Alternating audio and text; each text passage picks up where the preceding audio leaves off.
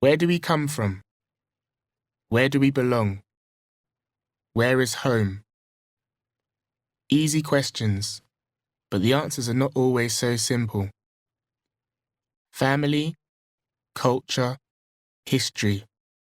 All these things connect in different and mysterious ways. An Asian girl and an African man meet at a university dance in an African country. It is the girl's hometown, and the man is a visitor from another country. Who is the foreigner here? And does it matter?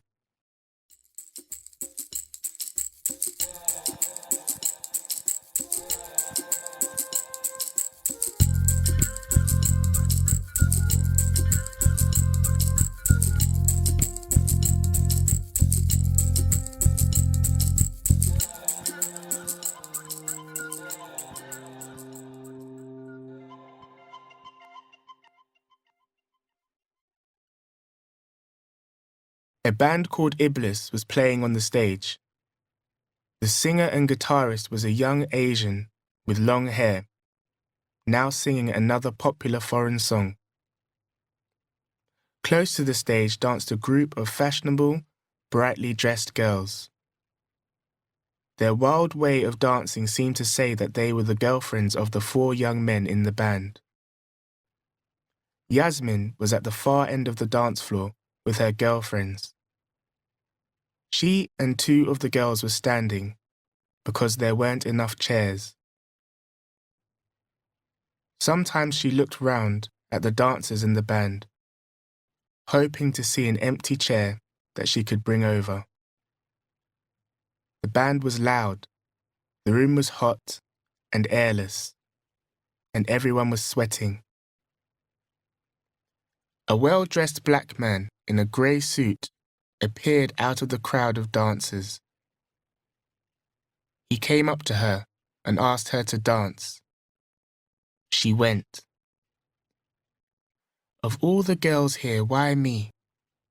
I don't want to dance. I can't dance, she thought. From the centre of the dance floor, she looked back sadly at her friends, who were talking and laughing in the distance. I'm sorry, he smiled. I took you away from your friends. It's okay, only for a few minutes, she began, and blushed, realizing that was not a polite answer. After all, I should be pleased, she thought. He's a professor. It was a dance that did not need any closeness or touching, and she was grateful for that. Daniel Okoto, that's my name. I know. I'm Yasmin Rajan. It's all so unnecessary, she thought. I'm not the type. Why didn't he dance with one of those girls near the stage? She looked at him. He danced much better than she did. She was shorter than him. Her long hair was brushed straight back from her face, and she wore a simple dress. This was the middle of her 2nd year at the university. Good music, he said. Yes, isn't it? I know the singer. But too Western, don't you think? I don't know. She felt uncomfortable with the conversation. There was the little worry too. Why had he chosen her? And would he want to see her again? He was looking at her and still talking. You're too westernized, you Asians. You like Western ways, European ways, even more than we Africans do. She didn't know what to reply and felt very embarrassed. He went on, shaking his head. Just listen to that song, Rolling Stones. What do you call Indian in that? Or am I missing something? Oh, why doesn't he stop? she thought. What do you mean we're westernized? She said angrily. Of course we have our own culture. We have centuries-old customs. She had stopped dancing, and there were tears in her eyes. She felt under attack in the middle of the 200 people dancing around her. She could feel their eyes burning into her, seeing her embarrassment. She left the koto in the middle of the dance floor, and with her back straight and her head high, returned to her friends. The next day, she waited for her punishment. A call to the university's head office, a black mark for her rudeness to a professor who was a visitor from another African country. During lunch in the university restaurant with her friends, she saw him standing at the door, looking around the room. She took a deep breath and waited. His eyes found her, and he hurried forward between the tables, laughing and calling out greetings to people as he passed.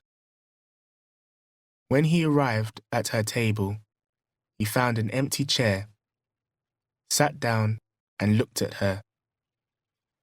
About last night, He began. The other girls picked up their plates and left. She laughed. You pushed them out, she said. They'll hate you for that. She wondered where she had found the confidence to speak like that to him. He was in a red shirt, expensive, she thought. He looked handsome and harmless. but not for long, I hope, He began. His smile grew wider as he looked at her. I've come to apologize. I asked you for a dance, and then I bored you with all those ideas of mine. It's okay. It's my fault too. You see, I know. An innocent Indian girl having to dance with a man. But tell me, don't you expect men to ask you to dance when you're in a dance hall with music playing? she smiled, a little embarrassed. Having girlfriends with you usually means that strangers don't come and ask. Oh dear, I'm a foreigner, so I didn't know that. You came to have a good time with your friends, but you couldn't, because of me. I'm really sorry. Look, let me show you how sorry I am. I'll take you for a drink. How about that? But I don't drink. Alcohol, I mean. Don't worry, we'll find something for you. It was wrong of him to ask her, of course, but she found she had accepted his invitation without any worries. When they met, as arranged, later that afternoon, he said, I'll take you to the Matumbi. The Matumbi was a tea shop under a tree, half a mile from the university. It had a roof but no walls.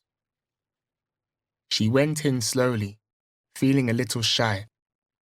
But a koto was well known there, and the owner pulled up 2 chairs at a table for them. Are you hungry?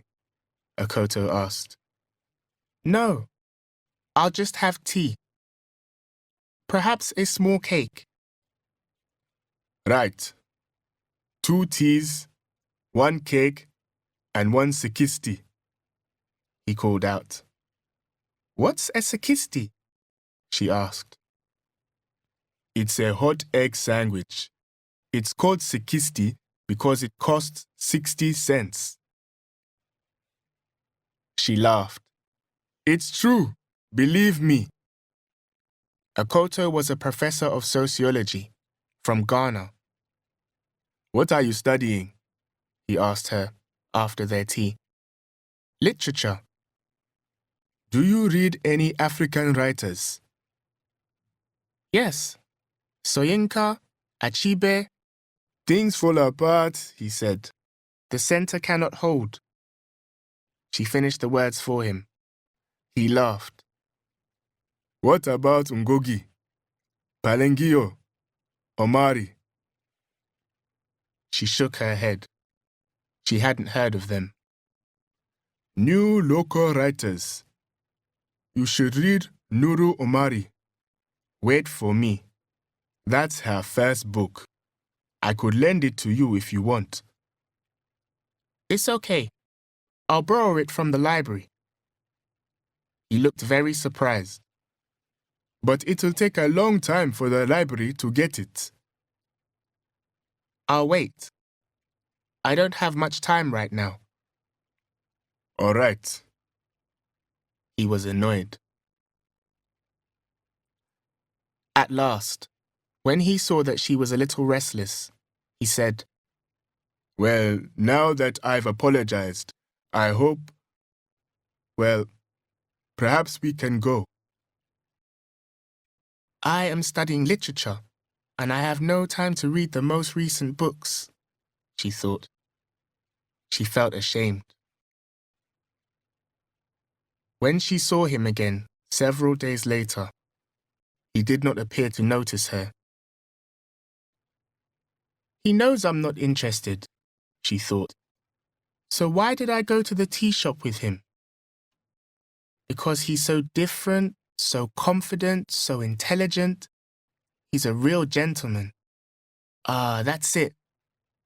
He said we Asians are westernized. But what about him? He's a perfect English gentleman himself. I'll tell him that. Dear Professor Akoto, she wrote, I wanted to tell you something.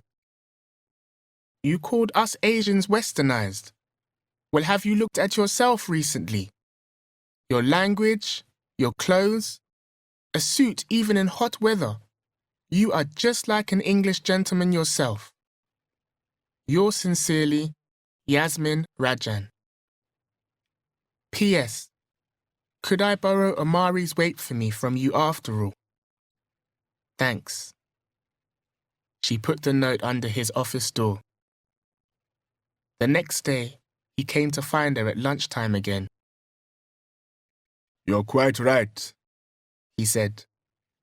Although I'm not sure I completely agree. But let's not argue. Let me show you my library. You can borrow any book you like. He took her to his house, and when he opened the door of his sitting room, her eyes opened wide in surprise. 3 of the walls were covered with books. She had never before seen so many books which belonged to one person. You've read all these books? She asked. Well, I wouldn't. Lucky you. You must know so much. Oh, not really. Do you also write? Yes, but none of my writing is published yet. He had ideas about African literature.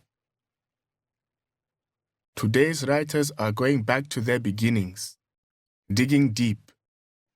And that's what I'm trying to do, dig. So you can understand why I worry about what's real and what isn't. They went to the Matumbi that evening. She had her first sikisti and talked about her family. My father had a pawn shop, but pawn shops are no longer allowed. So now he has a shop which makes men's clothes. Tell me, do you think pawn shops are a bad thing? Well, I think they're bad for poor people. They have to pay an awful lot to get their things back.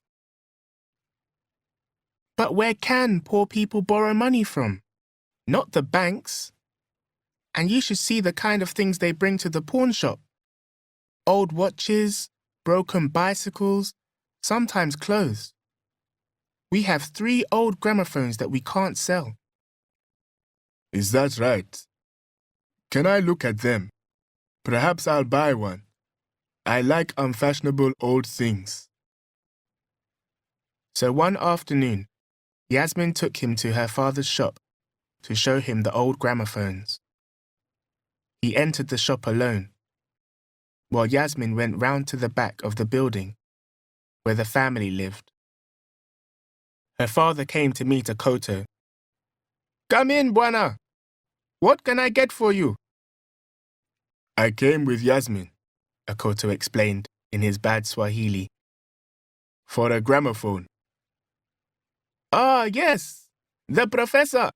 Sit, Bwana, sit." While Yasmin's father showed Akoto the gramophones, Yasmin was inside the house, talking to her mother. "How can you bring him here like this?" said her mother, angrily. "What will the neighbors think? I'm so ashamed." "But Mummy, he is a professor." "I don't care if he's a professor's father." By the time Akoto had left the shop with his gramophone, Yasmin's mother was wild with anger. "You do not have friendships with men, not with men who we don't know." "The world is not ready for it," said Yasmin's father quietly. "You stay out of it," his wife screamed. "This is between Yasmin and me." Yasmin knew her father would discuss things sensibly, but her mother never stopped warning her and punishing her and expecting the worst, just because she was a girl. Yasmin's 3 brothers did not have this problem. "What do you know of him? With an Asian man, even if he's very bad, you know what to expect. But with him?" Her mother went on shouting and screaming like this for hours. By the end of the day, Yasmin felt half dead with tiredness. It was more than a week before she and Akoto met again. Where do you eat lunch these days? He said, smiling. You're the perfect salesman. You sell me an old gramophone and disappear. Are you afraid I'll return it? She said something polite and walked quickly away.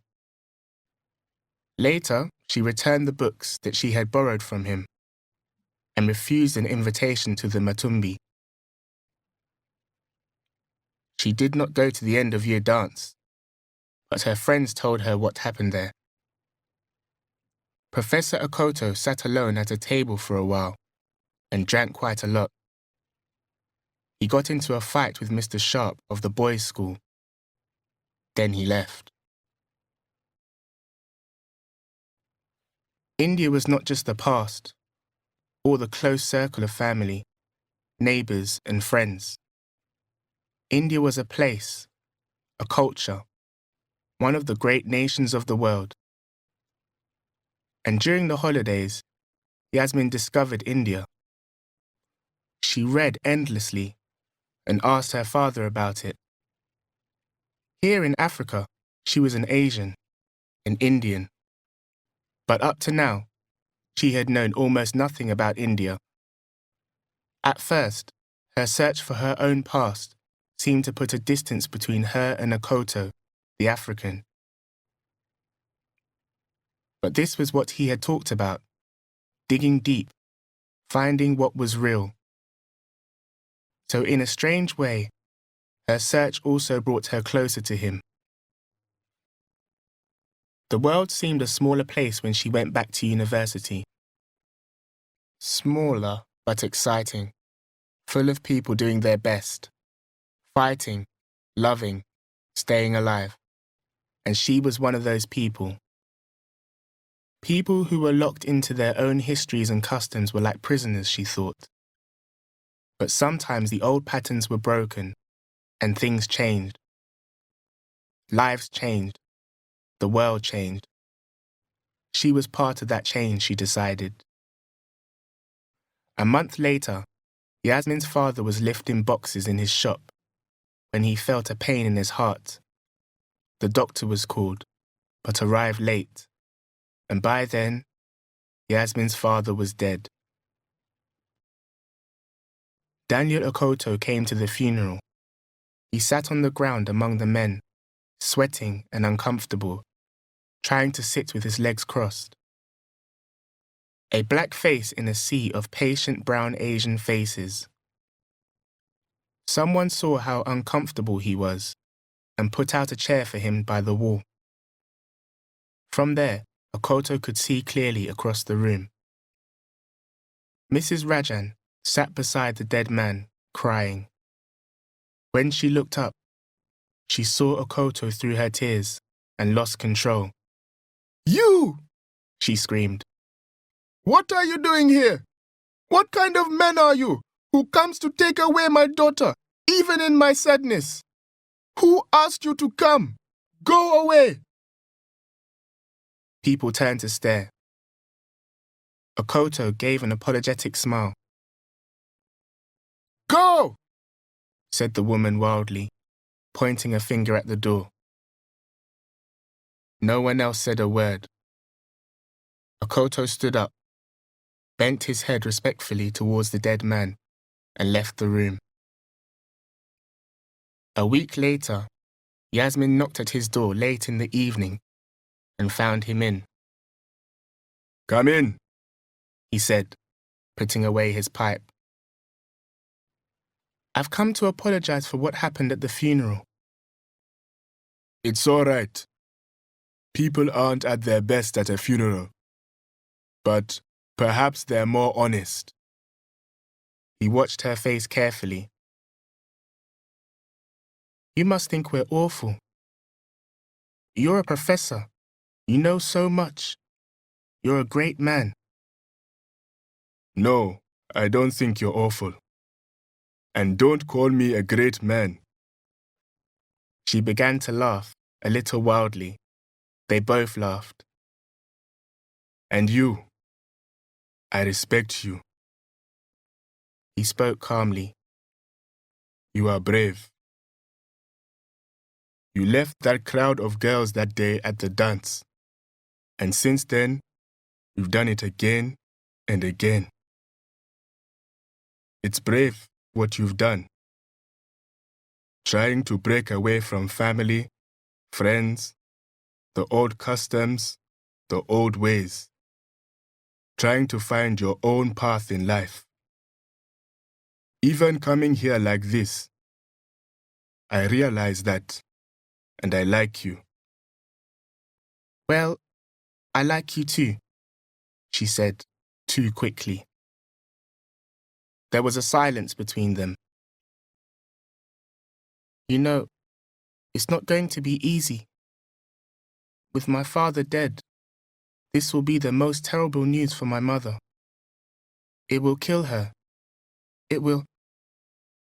Tears were running down her face. Now. He went up to her, put her wet face on his shirt. We'll have to do the best we can, won't we?